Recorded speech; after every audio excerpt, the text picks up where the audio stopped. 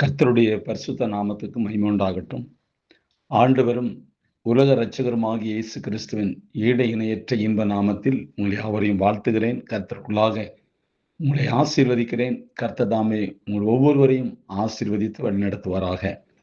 பிரியமானவர்களே, இந்த நாளிலும் தியானத்திற்காக எடுத்துக்கொண்ட பரிசுத்த வேதாகமத்தினுடைய பகுதி உபாகமம் புஸ்தகம் 8ஆம் அதிகாரம் 15வது வசனம். உபாகமம் புஸ்தகம் 8ஆம் அதிகாரம் 15வது வசனம்.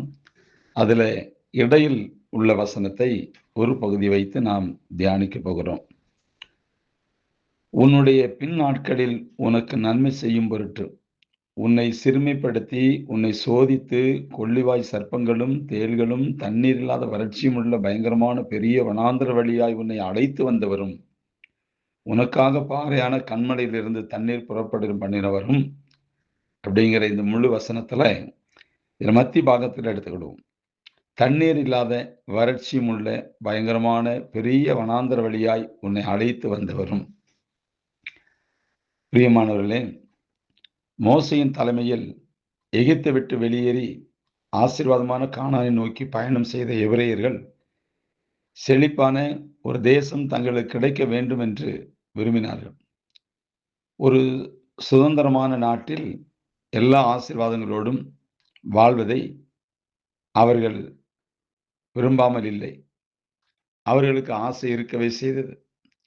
ஆனால் பிரச்சனை என்னவென்றால், ஆசீர்வாதமான நாட்டிற்கு செல்லும்படி தேவன் தெரிந்து கொண்ட பாதையை தான் அவர்கள் விரும்பவில்லை.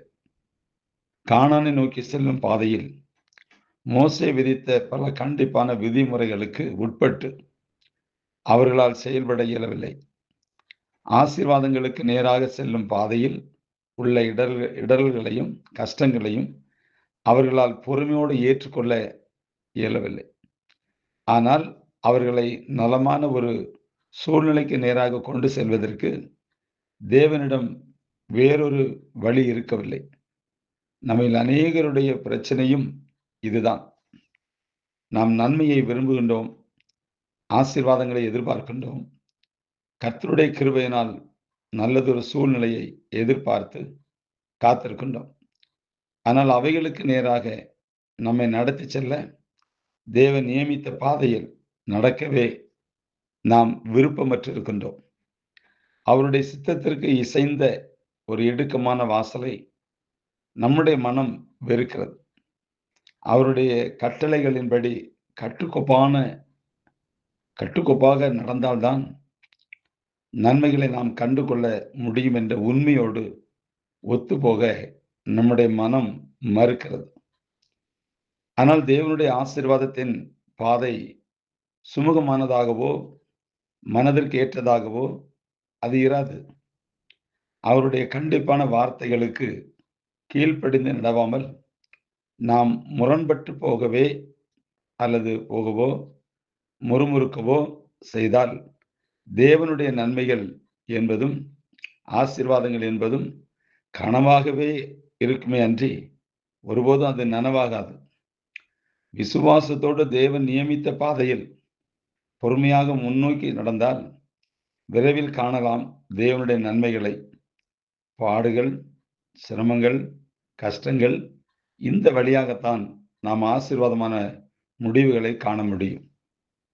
அன்பார்ந்தவர்களே, பண்படாத நிலத்தில் விதைகள் வீணாய் போகும்.